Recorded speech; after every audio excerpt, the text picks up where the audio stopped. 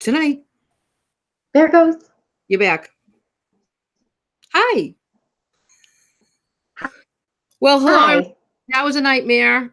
Um, I have no idea what happened. Sarah, I'm going to shut up. I have no idea where you left off, but just keep right on going. I don't even know where I left off. But I think the final thing, if I can just say the final thing on the bullying piece, Sure. is, understand, like you said at the beginning, Anne-Marie, suicide's a multifactorial event. And, we know that each one of these components can add fuel to a fire. But, in my experience, it's unlikely that any one thing is the sole cause. Mm-hmm. And so oftentimes, even when we have a child who is experiencing bullying, when the family knows and the teachers know and all of the adults do the very best that they can, I think that suicide is not the likely outcome. It does happen. Right. Yeah. But what I want to just be really careful about is not making people think that, that's sort of the anticipated outcome, because the truth is lots and lots of people find their way through experiences with bullying.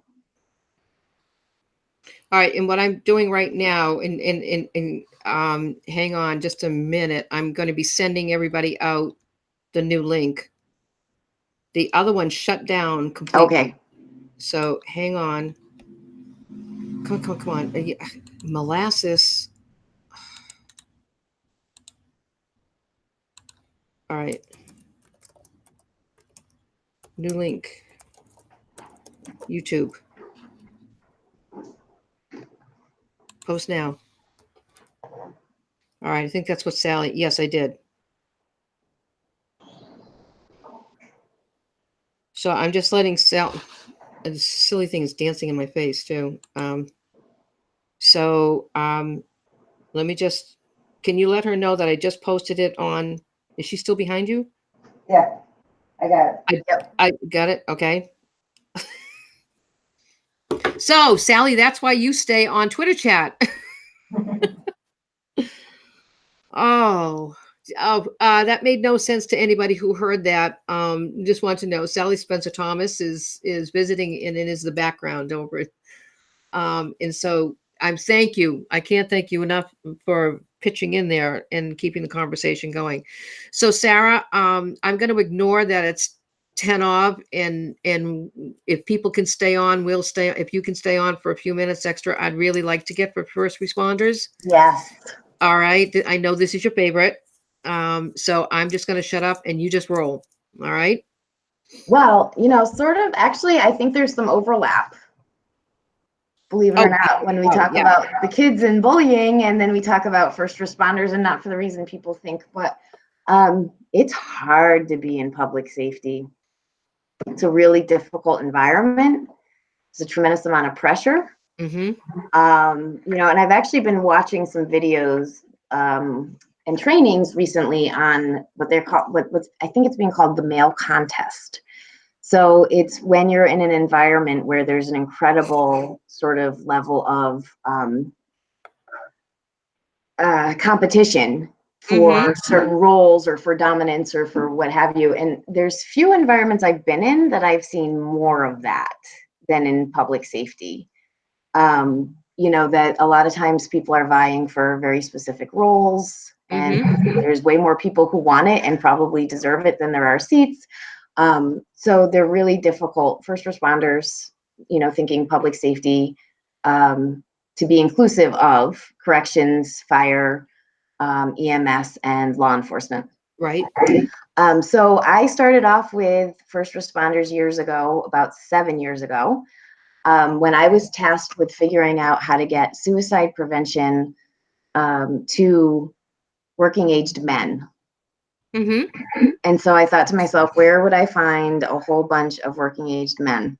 And it turns out the answer is, the firehouse was a great place to find them. So I started there with the only tool I had in my toolbox back then, which was QPR. And don't get me wrong, I'm a master trainer for QPR. I still love QPR. but it's certainly, I use a lot of other things with this group. So I started doing these trainings, and the thought was, what everyone told me is, you can't go in there and talk to them about themselves. You can present it to them in the context of their work in the community, and maybe they'll listen to you, but probably not. What was really interesting is we took survey data from before and after the trainings, and what we found is that they were very willing to listen, actually.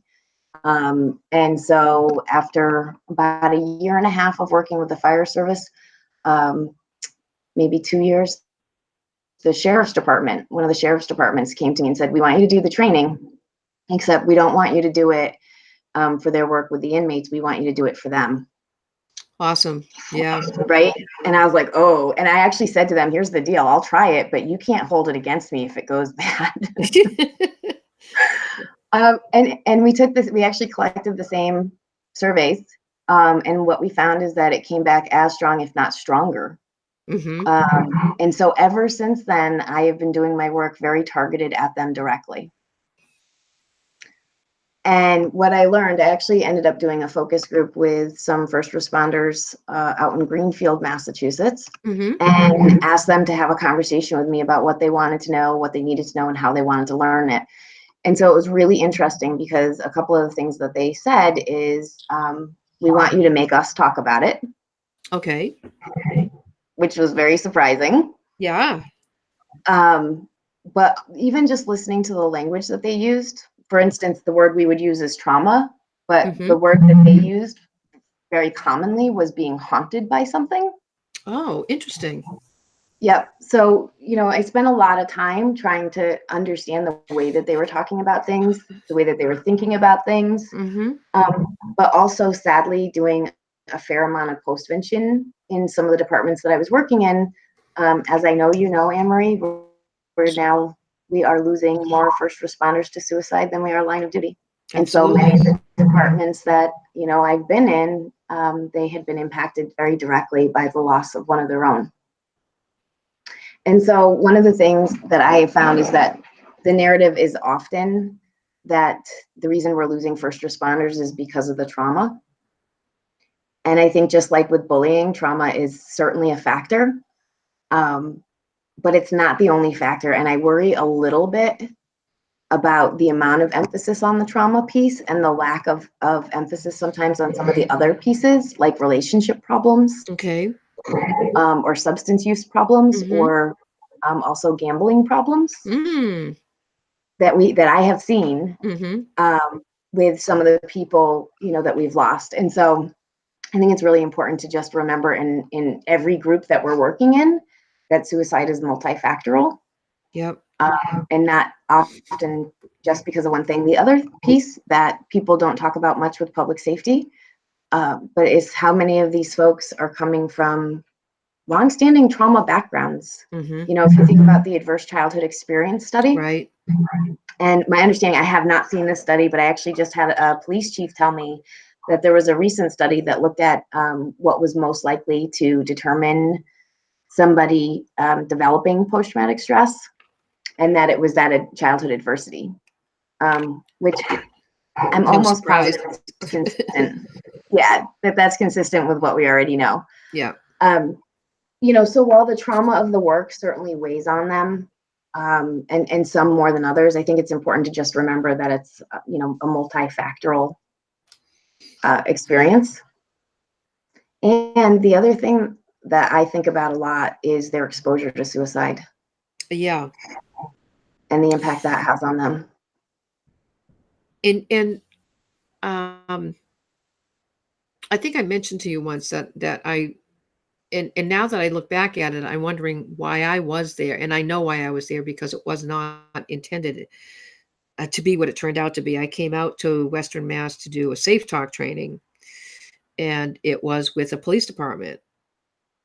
And they had just experienced 2 adolescents and then another person. And the tone in the room, I mean, they were sitting there very politely waiting to get started, and I had everything up, and my gut level was telling me there was something, this was not the thing to be doing. And so before we started, I engaged them in conversation, and and then it came out that they had just retrieved and a body, and there had been one just a couple of days later, and it was a Sarah. It was all over their faces, and I said, "Well, did you guys do a debriefing and talk about the impact on you?" And they all shook their heads no. And of course, one particular person said, "Anne Marie, if we use that card, they take our guns away." And and he said, "Not one of us. That isn't what we just don't know what to do with this." And so I looked over at the person who invited me and said, "Do you mind if we make an adjustment here?" And we spent the next 30 to 45 minutes, which is not nearly enough time to talk about grief. Yeah. And to just do that. And their whole they relaxed. They, like, it was a breathe. Okay, you mean I can talk about this? And when we took a break after that, and then I crammed in the training within the time frame we had, and honest to God, they almost broke my ribs as they were leaving. And my caution to their supervisor who was there, I said, "This can't be a one and done." I said, "This is happening to them on the job all the time, and we need to recognize that this has to be a piece of the work as moving forward." And so do you find that there still is this huge gap that I know in the local police department, I just finished training thanks to you. Um, and I say that with affection. It was an indefinite experience. They lost one of their own, and it became very apparent week in and week out how impacted they were the minute I brought up grief, Yeah. and what happens when it's unaddressed. Um, and so so where do we go with that? And I don't mean to sidetrack you from other topics, but or maybe do the rest of what you're most interested in with the in about Code 9 and some of the other pieces. But it's just that's the one thing that hangs on the back of my neck, Sarah, is that we know it's hard enough to get civilians to come in and talk about grief after a suicide loss. Because haunting is the exact word. I mean, I wouldn't use any other word but that. I don't know if you have any ideas as to how we can work around that, but it might be something we could probably collectively take a look at down the line. But anyway, I'm going to step back. No, no, no, no. I've seen so much of it that I actually created a trifold little sort of brochure for first responders after a suicide fatality call, Oh, which is on the Riverside Trauma Center under the resources. Because what I found is that, I bring them to almost all of my trainings yeah, and I just leave them there. And it's a way of just saying, we know that this impacts you. We that know is it. awesome. So feel free to go on the Riverside I Trauma will. Center website and get that. And you can print it anywhere. I mean, Yep. and take it with you. And No, send it to the printer and because have a whole bunch made up because I don't have anything like that. Thank you for alerting me to that. yeah, with Sometimes some the resources. resources are right in front of my nose and I didn't even realize it.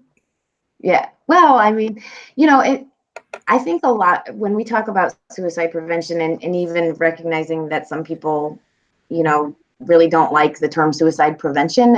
Hmm.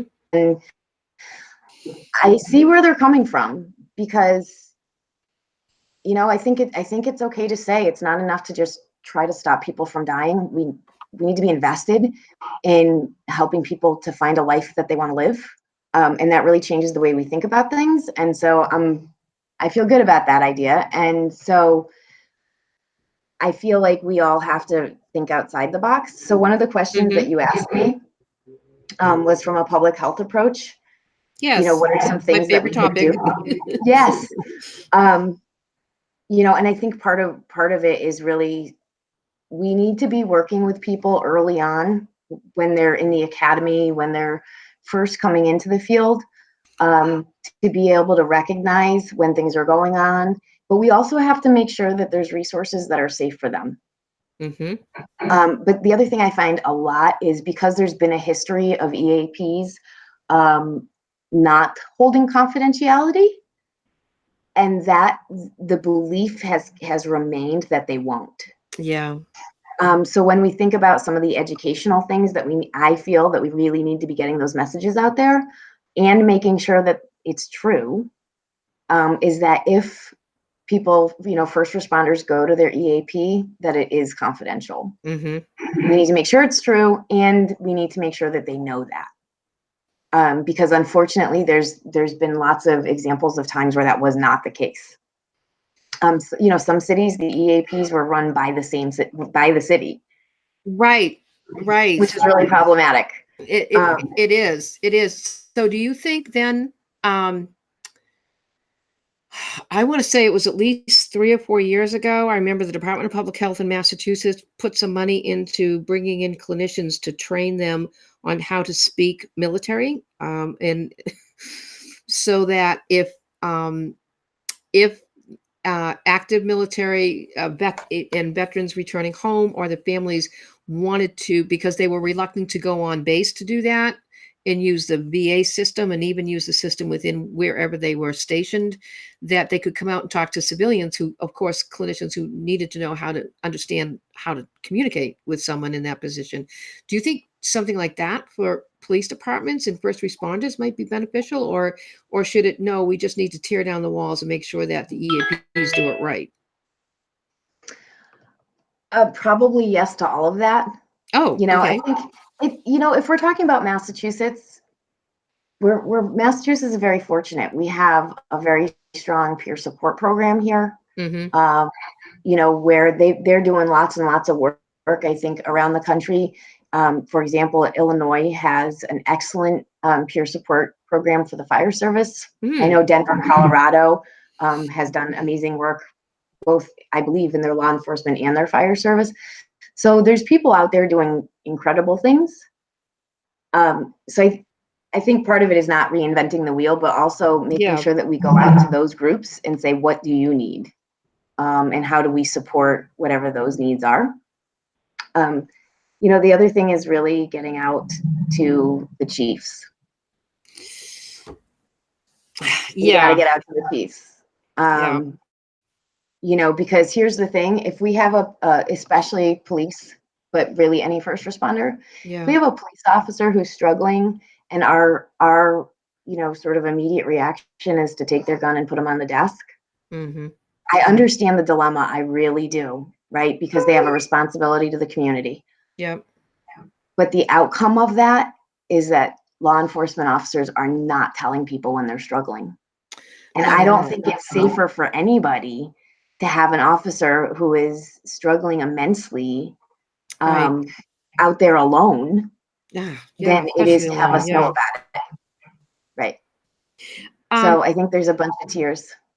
Were you, did you follow that, what was it, last month in New York? They had that massive meeting, symposium, whatever it was, on law enforcement. I know Colleen Creighton was there from AAS. Yeah, it was all over the news. There was and I want to say it was the National Organization of Police Chiefs that were there. I'll have to dig it out. I hadn't even thought of that before coming on tonight, because what came out of it, I'm paraphrasing, what came out of it was, we need to do better. Plain and simple, across the board. We need to do better. And it was specific. That's why I think AAS was at the table, was because they were certainly, a great deal of the conversation was about suicide. And because the numbers are staggering, and it's, and then you may think, I think you probably know where I'm going to go now. And then what about the impacted families from the police department? And I know that's a tight knit group, and I know that the approach is, we take care of our own, but not if they don't have the suicide. Yeah, not with suicide, and unless they're really invested in peer-to-peer, family to family, they don't have that component yet either. So there's always more work to do, isn't it good? I open my mouth and bam, there's like, I'm not raising my hand on this one. I'm not, but okay, all right, I'm gonna shut up. Can you tell us about Code 9? I don't want to leave the night without talking about Code 9. The Code 9 documentary? Yeah, anything about it? Yep. Yeah, I'm very fortunate. I think Anne Marie, I'm actually getting ready to publish my first novel very soon. Yes. And I was extremely fortunate. It actually chronicles the first 4 days after the suicide death of a police officer. And I chronicle it from 3 different perspectives. One is the perspective of his wife and her family. One is the perspective of his family of origin, and the other is the perspective of his police department that he worked at. And what I was aiming to do in this is show how vastly different people's understanding of what happened is based on their relationship, but also show all of the different ways that people react, and how incredibly different that can be, and hopefully weave in lots and lots of different learning pieces. And so I sent it out during the content piece to several different people. I was very fortunate, and I had actually made the decision that if I didn't earn an endorsement from Janice McCarthy from COPS, Care of Police Suicide Survivors, Yeah. that I would not publish the book. So I'm happy to tell you that I did receive her endorsement. Awesome. And one of the other places that I sent the book was to the Code 9 project. Code 9. Okay. Because they've done a lot of work around law enforcement and trauma. And I wanted to make sure that I was doing a fairly good job representing, law enforcement, because as you know, I am not a police officer. And no matter how much time I spend with them, I'm still not one of them. Yep.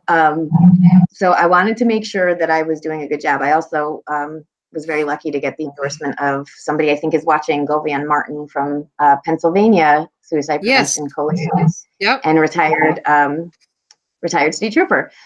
And so the Code 9 project, I was really fortunate that Deborah Luis Ortiz let me watch the documentary, and it was spectacular. It's hard. It's hard. Yeah.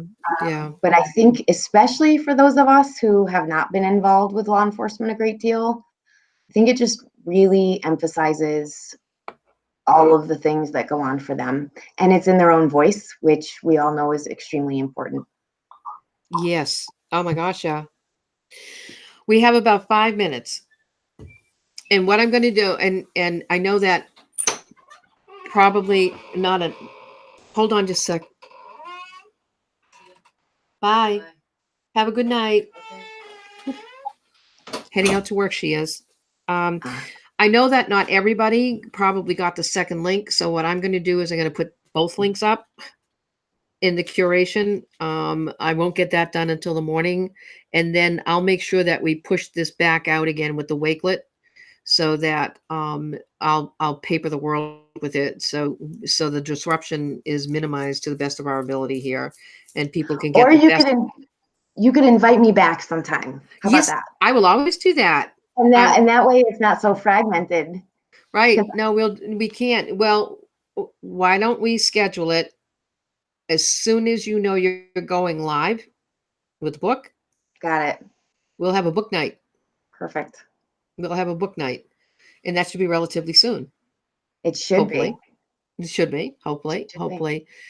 So for the record, in the recording, what do you hope the takeaways were tonight? All right. So I hope one takeaway was we have to really, as a culture, and I don't mean anyone in particular, we need to really work on how much we pass judgment on people. Very rarely, whether it's an 8-year-old struggling, or it's a mom struggling, or it's a police officer struggling, very rarely does our judgment help people get better. That's probably one of the biggest, but another one is, if we tell somebody that there's something wrong with them, they're going to believe us. Yeah. And I think we have a real moral obligation to ask the question, what's happening to you, instead of what's wrong with you. Wow, that is so important. And Sarah, I know that, and I talk about it a lot when I'm doing any kind of a presentation, because I had to learn the hard way that the first thing teachers ask us is, well, how do we start the conversation? And I said, well, don't ask them what's wrong. Try starting with what's happening. Because if you have someone on the autism spectrum, no matter where they are on that, asking them how they feel is an irrelevant question. They can't answer that. And I learned that from Lisa Morgan, who chairs the Suicide and Autism Committee at AAS. And I mean, that was an education and a half. But even as the impacted family of a suicide attempt survivor who has multiple diagnoses, I can still turn the corner and walk down to that end of the house, walk in and see a posture or um, a facial expression, and I can feel it coming right out of my lips. What's wrong instead of, hey, what's happening? What's going on? I'll listen. And Yeah. so I joke about it. I back out of the room and say, hold that thought and let me come back in the room again, Yep. because it makes such a difference. Because Yep. I know that that was one of the things that Tracy grew up with, thinking that because people kept telling her she had this or had that she was a freak, Right. and that it was her fault, and that there was something wrong with her. So my takeaway from tonight, Sarah, is that I hope people have infinite patience. Someone has suggested, and I'm going to have to check into it, that it may be my provider because we're using such high energy, um, and bandwidth that is extraordinary and unusual for here. And I can't remember the term, but I guess they actually turn down they can change your bandwidth. Oh. So I need to find that out, or it's my laptop. I'm not sure, but I got a message. It's interesting that you said I got a message pop up, and just as it popped up, that's when it froze. And it had Oh. some, I couldn't even read it that fast enough, saying that something is is not connected. And I could see the router right in front of me. And I said, the router is fine. My phone was fine. So something happened. So that's my takeaway. No, more importantly, I hope people, and I've seen a little bit of the Twitter chat, and I love the fact that people think this was really important topics tonight, both of them, Good. and that people did pick up the conversation and keep it going. I absolutely need to do a bowed head and prayer hands to say thank you to Sally Spencer Thomas for keeping the fire going with her experience, um, to that, There she as she is. sits over there. Look at her over there in the chair. Thank you again, Sally, for picking up the disconnect. But thank you again, Sarah. And yes, you've got to let me know. Give me a heads up so that we can secure a Sunday night for you. And in the meantime, this baby's going into the shop tomorrow morning. Oh, Anne Marie. Well, I want to find out what I want to make sure that it's not the laptop to have that. But let's get you back ASAP. All right. Sounds good. Thanks, Anne Marie. Good night, All right. You everybody. take care. Good night. Bye.